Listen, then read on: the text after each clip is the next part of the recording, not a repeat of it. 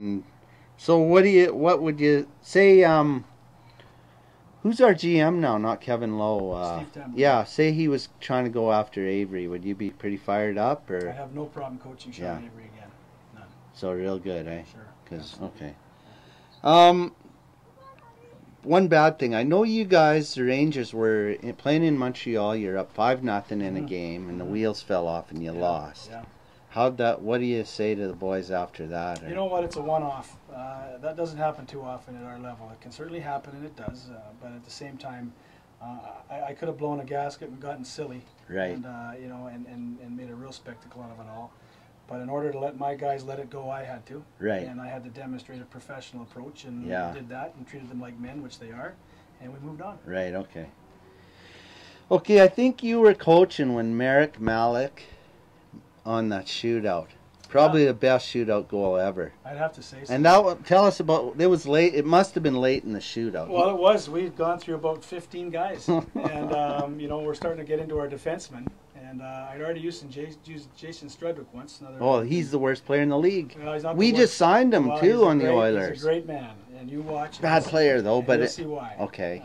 But nonetheless, we were in it, and we were down to the short strokes, and I looked at Merrick, and I just said, "Okay, your turn." And we had no idea what he was going to do. Of course, I'm not sure he did. Yeah. But he certainly took Oleg Kolzig by surprise. Yeah. At least. Big goal. So you didn't say put it through your legs and shelf it. Yeah, no, I'd like to take credit Oh for yeah, that, but I can't.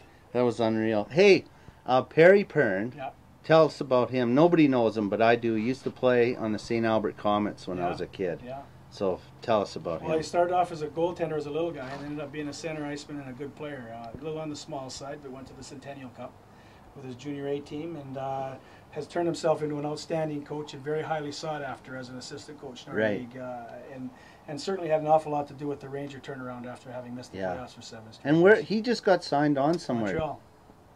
Okay. Hey, one other thing. Who's left for Oiler assistant coaches from last year? Somebody asked me Kelly that. Buckberger, that's it. Okay, and somebody. Charlie and Billy Moores are not there anymore. Okay, Billy Moores. He was the university Yeah, guy. U of A, yeah. Okay. Great guy. Two great guys, as a Right. matter of fact, yeah. Okay, so you weren't in New York during 9/11, is that right? I was Oh, right okay. there. Tell us a bit about that and after and Well, the like 9/11 experience is something that I won't forget, and it's really it really resonates with me. Quite honestly, I think it's sort of changed my perspective on what I do for a living, how I handle myself in life in general.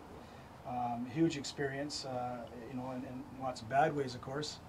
But it just goes to show you how vulnerable we all are and how short life is. And what really impressed me most, being a Canadian, was how New York embraced that whole thing, how the U.S. government embraced it, how lucky we are as Canadians to have, the United States as a neighbor where they're not going to sit back and take one of the chops and just let it happen again.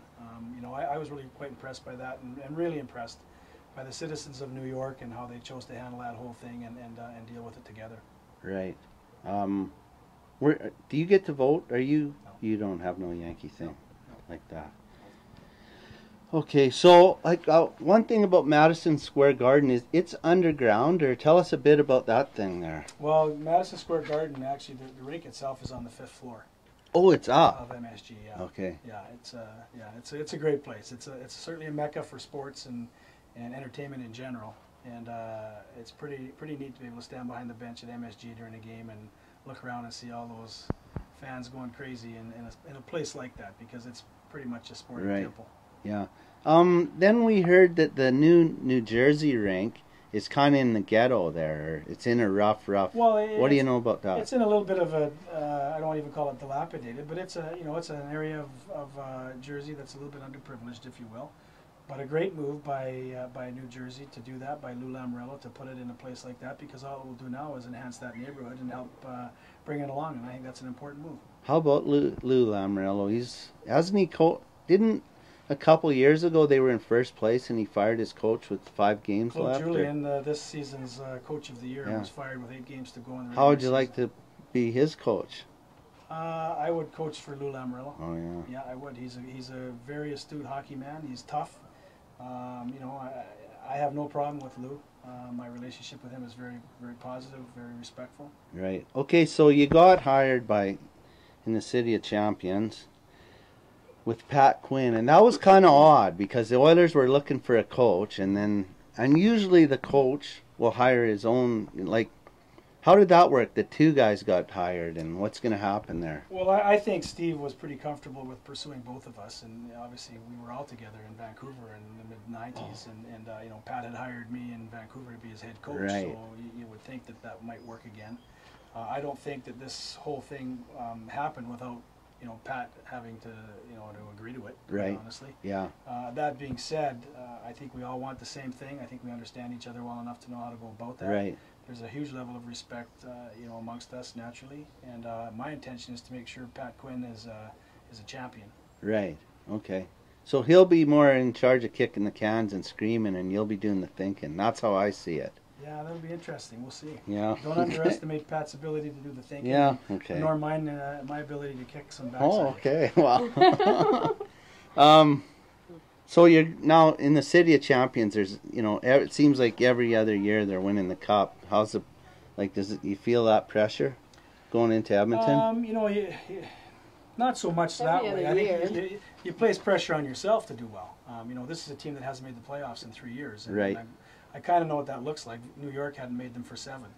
So with that being said, I think it's up to us to make sure that we put a product on the ice that gives people hope, that allows the fan in Edmonton to grow up with some of the people on the ice. In other words, this is not like a one-off sort of thing. I think we want to make sure that people get a chance to embrace this team for the long term. And I think because of that, we want to make sure that what we do will stand the test of time, and winning can do that. Right. So how are we going to look different? I know we got Habby Boolin instead of Rolison, but what else? What else is going to be different this year? Well, I think it's probably the mechanics of preparing your team and organizing your team, and I guess maybe the consequence-driven approach, you know, that'll be you know, somewhat different. I think after 8 or 9 years, as MacT was, you start to lose sight of some of those important aspects Right. of coaching, you know, and that's not to suggest for a minute he's not a good coach. As a matter of fact, I think he's a great coach. Yeah, same. And another guy that I'd love to work with, quite honestly. But again, that said, I think that, you know, sort of the mechanics of getting this team playing properly will be more the issue than how they've played in the past, quite honestly. I don't think that we're going to be a whole lot different in terms of how we play the game. I think what will be different is how we make sure people do. Right. This Danny Heatley thing, it's like not good, I don't think. You know, they've announced the trade, the 3 guys have been announced. Now he doesn't want to come, and I read the other day it still could be on, and like how did that happen? That Well, was you know, not good. again, that's sort of the business of the game, you know, and we were looking at moving 3 terrific players, Yeah. Oiler players, you know, to try to improve our team. Right. And maybe there's a reason why it hasn't worked out. You Uh-huh. know, and maybe we will all accept that and recognize that sometimes the best moves that you make are the ones you don't make. Right. And I think that's all our intention, is to make sure that we demonstrate that should the Heatley thing fail. Yeah. And it seems to be going that way.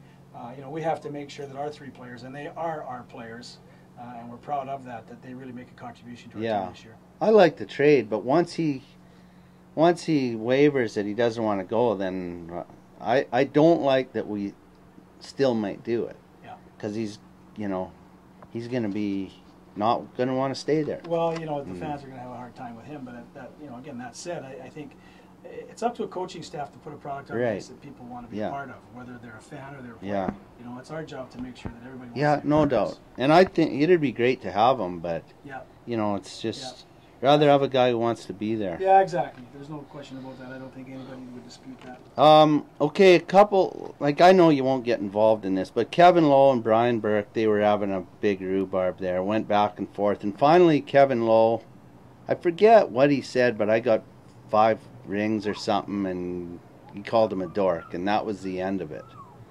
And I know you won't say nothing about it, but tell Kevin Lowe good job when you get back there, eh? Because, man, Brian Burke, oh. That's colorful. Yeah, he's horrible. But okay, so a couple rule changes. Say you guys are sitting around after, like in October after beating the Leafs, and Kevin Lowe says, "Yeah, there's going to be a rule change. There's going to be no icings. You can ice it now." And what? How do you respond to that? Well, if it's a rule change, I've got no choice but to Would you be fired up or sour about that? make it work for us. It's Yeah. no different than. Do you think taking the that would be a red line. good idea? Uh, Is it better to carry it up or watch the linesman carry it back yeah, up? you know, I don't know. I like the way the game's played. I'm a bit of a traditionalist. I'm real good with the changes that we've made so Yeah. far.